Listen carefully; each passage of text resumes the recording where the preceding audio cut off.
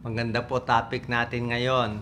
Yung mga akala nyo serious disease, akala nyo nakakatakot na sintomas, pero pag chinek up ng doktor, kadalasan ay normal lang pala. Actually, ito yung pinakamaganda na yung sintomas very serious, kabadong-kabado yung pasyente, pupunta sa doktor, pero pag chinek up, bali wala pala. May 12 possibilities. Ito bilang internist at cardiologist, lagi ko to nakikita. Yung mga dating videos ko, yung mga tinuturo ko sa inyo, yung mga parang konti lang ang sintomas, pero serious pala.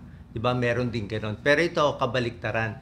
Yung akala mo serious, nakakatakot yung sintomas, pero in the end, may sakit pa rin, pero hindi ganun kalala. Hindi ganun kadelikado. Okay? Tingnan natin na 1 to 12. Baka isa dito nararamdaman nyo. Kasi very common tong 1 to 12 eh. Number 1, sakit na akala mo serious, pero bali wala pala, panic attack. Diba? Kayo nakaranas ng panic attack, diba? Sobrang nakakatakot ang panic attack. Sobrang kakabahan ka, hihingalin, mahihilo, feeling mo, mamamatay ka na. Yung nagpa-panic attack, minsan nagpapaalam na yan sa kapatid nila, sa magulang nila, iiyak sila, 'di ba? Akala mo magugunaw na ang mundo, pero panic attack lang pala, nervyos lang. Pag nabigyan ng gamot, na relax, na ayos yung problema, mawawala din yung panic attack. Hindi ko sinasabi hindi nakakainis tong panic attack, 'di ba? Nakakaistorbo siya, pero hindi siya nakamamatay, wala namang komplikasyon, wala naman mangyayari sa'yo, nervyos mo yan eh. Diba? So, wala kang deadly disease na magbabara sa puso, magbabara ugat, walang ganon. Nervyos yan eh. That's number 1. So, okay lang yan. Kung panic attack, malulunasan natin yan. Number 2, sakit na akala mo seryoso pero baliwala pala. Costochondritis. Alam niyo ng costochondritis? Ito yung masakit sa dibdib na sobrang sakit. Sobrang sakit yan. Pag ginalaw mo, pupunta yung pasyente sa akin bilang cardiologist. Sabihin, Dok, naatake na ako sa puso. Bakit? Sobra sakit dito sa kaliwa. Ayan no, sobra sakit. Parang nakadagan. Tapos, pag titingnan mo dito sa buto niya, pag diniin mo yung buto, masakit sa buto. Tapos, sasabihin ko, saan masakit? Dito, matuturo niya. Pag naituro niya, usually, costochondritis yun. Ibig sabihin, muscle pain or bone pain. Baka pagtulog niya nakatabingi, baka nadaganan o kuba. So muscle pain, ang masakit yung buto, yung muscle, yung puso, maayos, walang problema. Okay, pero bago masabi costochondritis, dapat may pain sa labas, dapat pa rin ma-ECG, ma-2D echo, ma-check up ng doktor, pero marami costochondritis lang. Number 3, sakit. Ito, nakakatakot to pag umatake. Sabihin ko muna yung sintomas nito, number 3. Para ka na impacho, parang maasim. Okay, parang hindi ka makahinga. Okay, parang may maasim dito sa dibdib mo. Lalamunan mo, maraming plema. Tapos parang hindi ka makalunok, hirap na hirap ka. Hindi ka mapakali. Ano tong number 3? GERD to. Gastroesophageal reflux disease. Ang daming tao may GERD. Almost 40% siguro may GERD. Delikado ba ang GERD? 99% hindi naman delikado. Wag mo lang pabayaang matagal. Yung sobrang GERD, minsan nasisira yung boses, namamaos. Yung magkokos ng cancer sa GERD, medyo maliit lang yun. So yung GERD, gas-gas lang siya ng gas-gas. Pero 99% dito, hindi naman delikado. Paano ginagamot ang GERD? Inuman nyo lang tubig. Sabi ko nga, maligamgam na tubig, every 15 minutes, mahugasan ang lalamunan, pwede magsaging. Sa gabi, ang huling kain mo, 3 hours bago matulog. Tapos paghiga mo, medyo 2 unan para hindi mag-GERD. Okay? Marami akong tips sa GERD, pero hindi nakamamatay itong GERD. Okay, wala namang butas ang tiyan, wala naman mangyari. Number 4. Ito, marami nagpapakonsulta dito. Takot na takot. Number 4 is benign tumor. Anong benign tumor? bukol-bukol sa katawan na benign, hindi naman cancerous.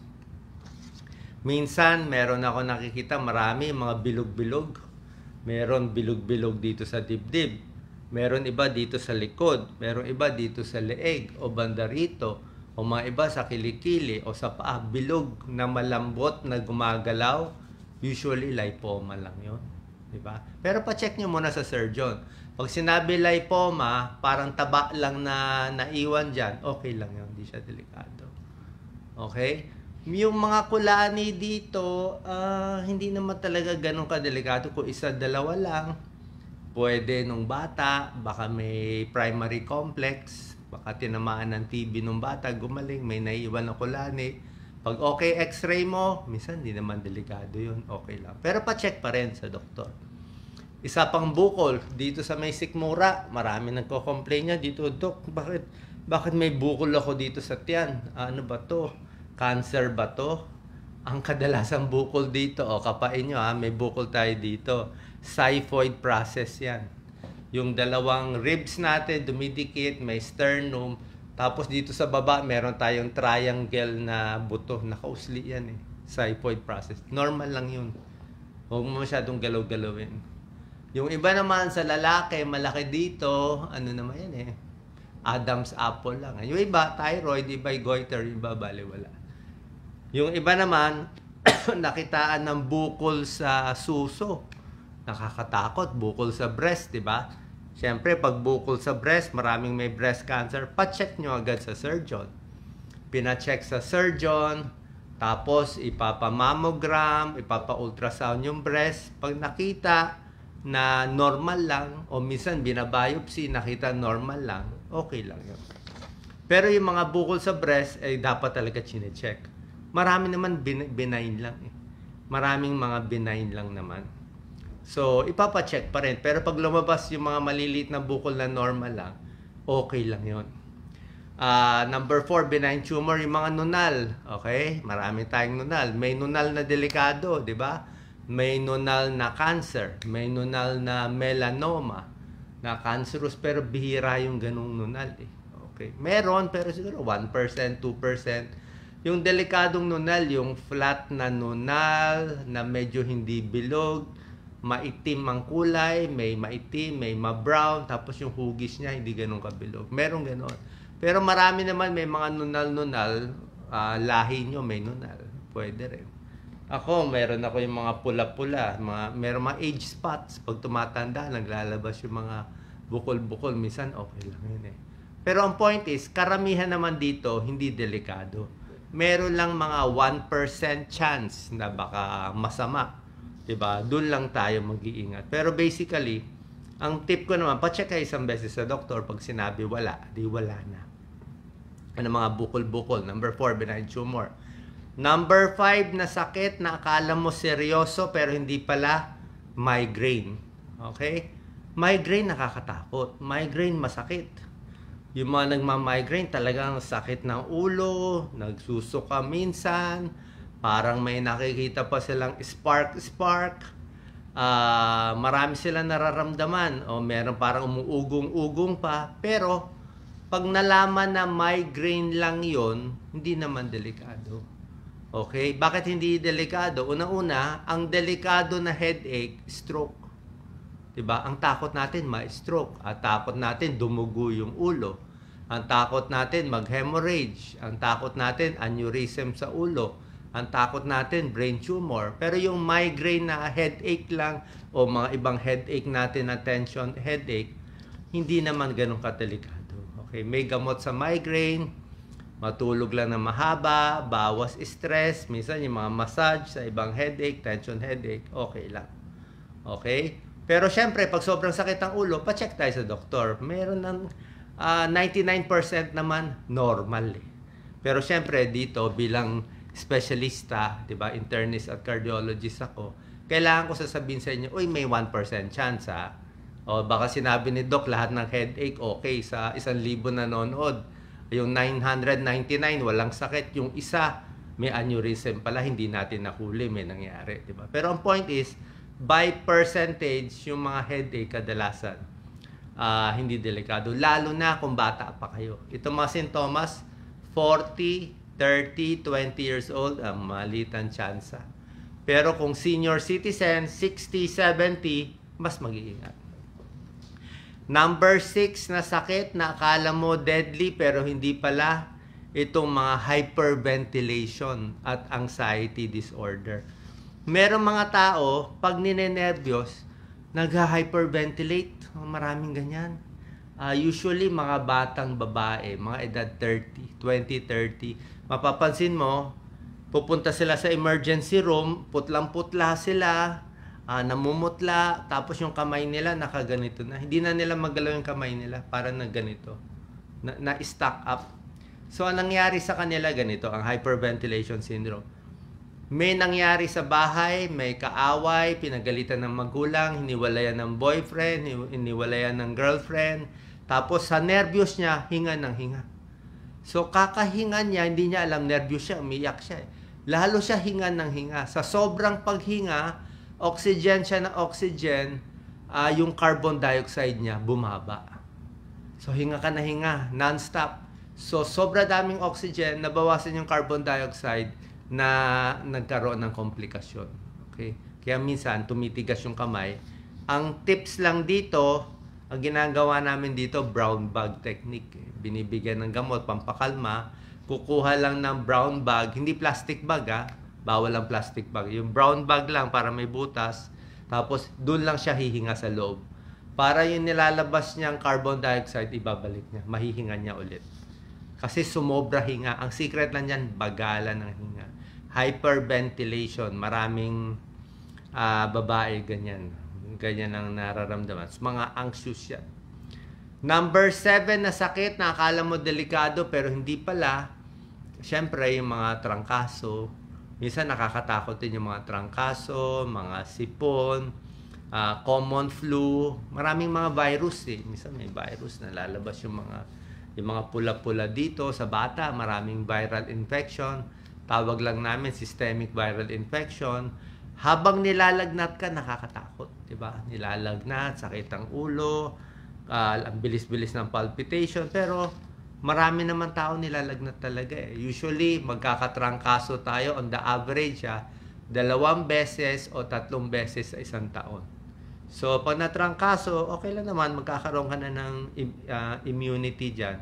So, usually viral infection, 99% gagaling, okay lang dapat. Inom ka lang paracetamol, pahinga, maraming tubig, di ba? Relax lang muna, kain lang muna ng malalambot, pwede na yan. Bihira lang naman yung viral infection na kumalat sa utak, kumalat sa puso. May ganon, pero medyo bihira yun. Number 8 na sakit na akala mo delikado pero hindi pala, yung mga muscle strain. Ito parang pilay ito Pilay. Minsan baka paghiga o pagbuhat, bigla may sasakit dito sa likod. Pero basta wala lang slip disc, basta wag lang masira yung mga lumbar disc natin, dapat okay lang. O minsan paglakad mo, pag-stretch mo sa may singit, biglang may parang napupunit, may ganon. Isang araw, 2 araw ka baldado, pero dapat okay lang yun Gagaling din yun Or yung mga stiff neck na nakakatakot. O yung mga frozen shoulder, delikado. Nakakatakot frozen shoulder.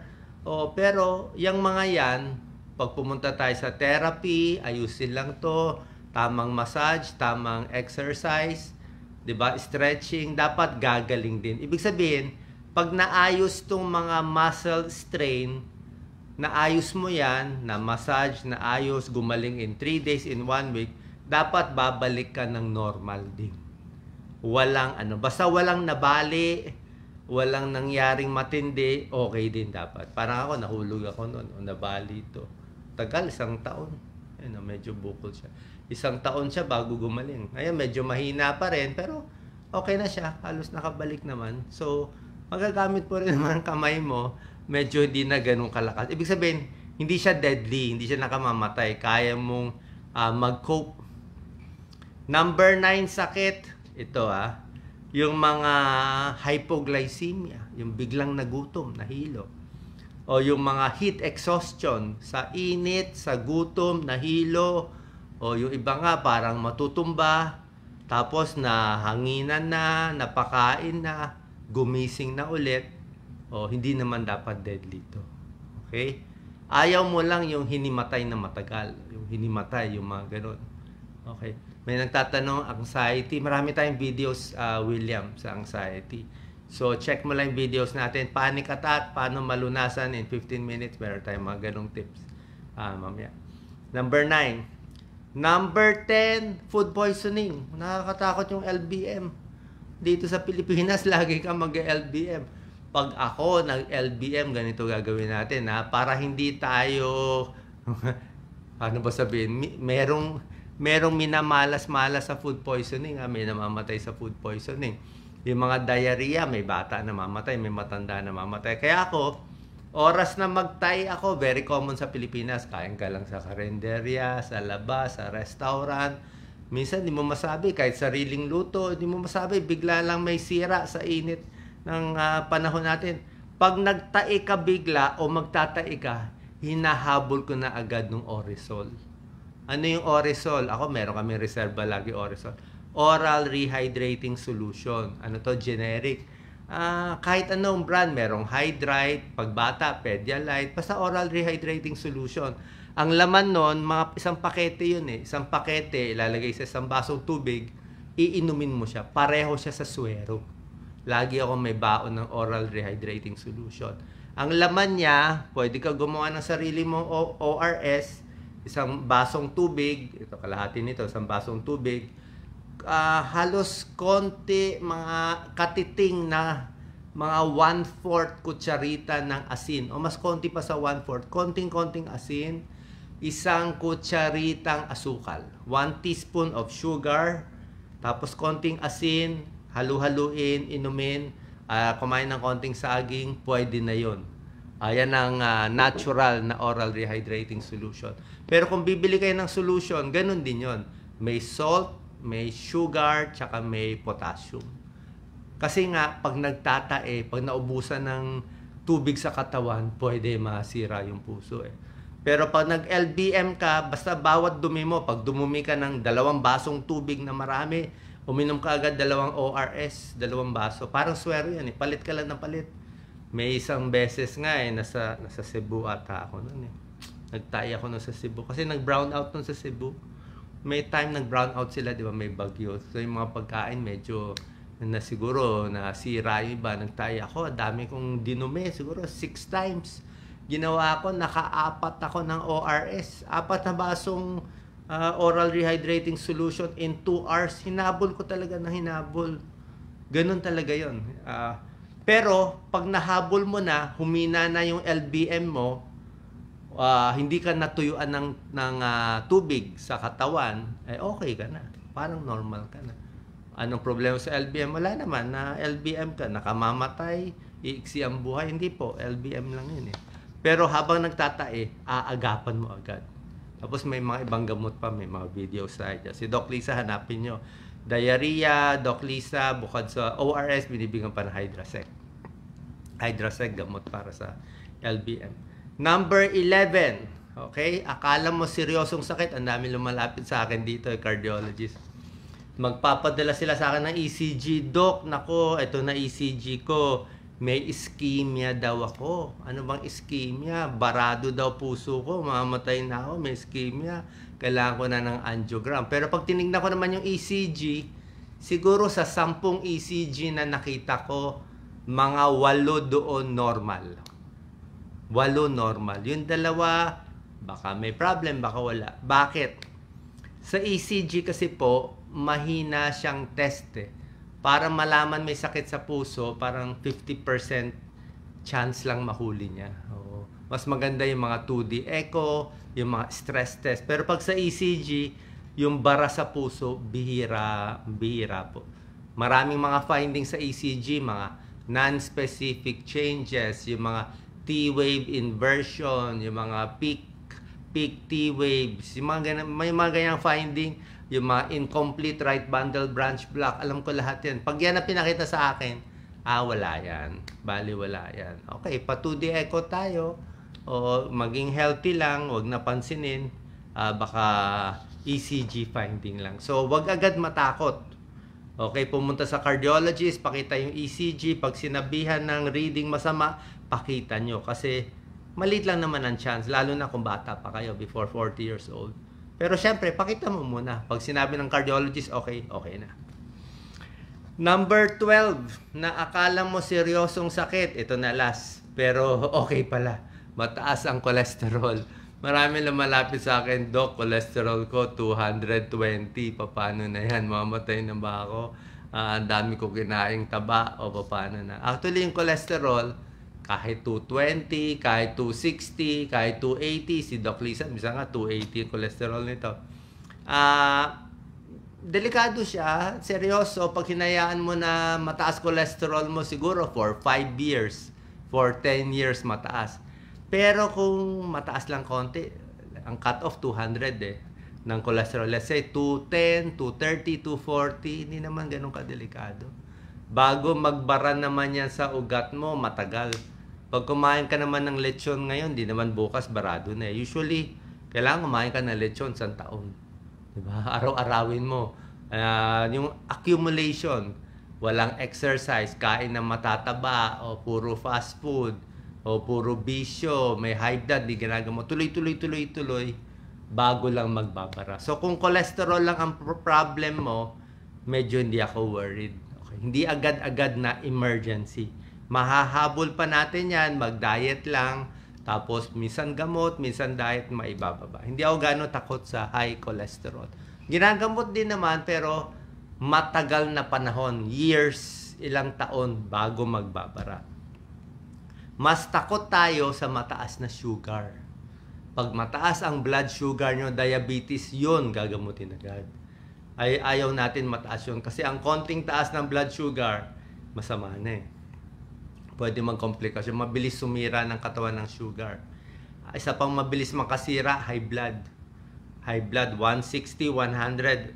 Blood pressure, hindi pwede hayaan. Mabilisan, ibababa natin. Pwede ka ma-stroke high blood yun. So, high blood, mabilis ang gamutan. Blood sugar, mabilis ang gamutan. Potassium, deadly din yan. Pag bumaba ang potassium, mabilis. Pero ito yung mga cholesterol, medyo okay lang yan. Itong ECG na mayroong mga ischemia kuno, pa-check nyo muna sa cardiologist. Baka hindi naman. Okay? So, sana po, pag ito yung problem nyo, para makasigurado, para safe din tayo, para safe din ako, pa-check kayo isang beses sa doktor, isang beses lang naman. Usually, doon na sa espesyalista, itong problema nyo. Kung cardiologist ba, neurologist ba. So, pa-check kayo isang beses. Pag sinabi, walang problema, okay na yan, baka nervous lang ang problema natin. Okay? Meron mga fake ads. Wala po tayo na-advertise. Ulitin ko, huwag maniwala. Ito lang ang page natin. May verified check. Alam nyo naman Ang tinutulungan lang natin yung Birch Tree Advance, yung pang senior citizen na parang gatas siyang pampalakas. Lahat ng iba po hindi tunay. Huwag tayong maniniwala agad. God bless po. Ingat po palagi. Sana nakatulong itong video. Ayan GERD. GERD yan Kaya malapot. So yung GERD, turuan ko kayo ng GERD. Ayan GERD yan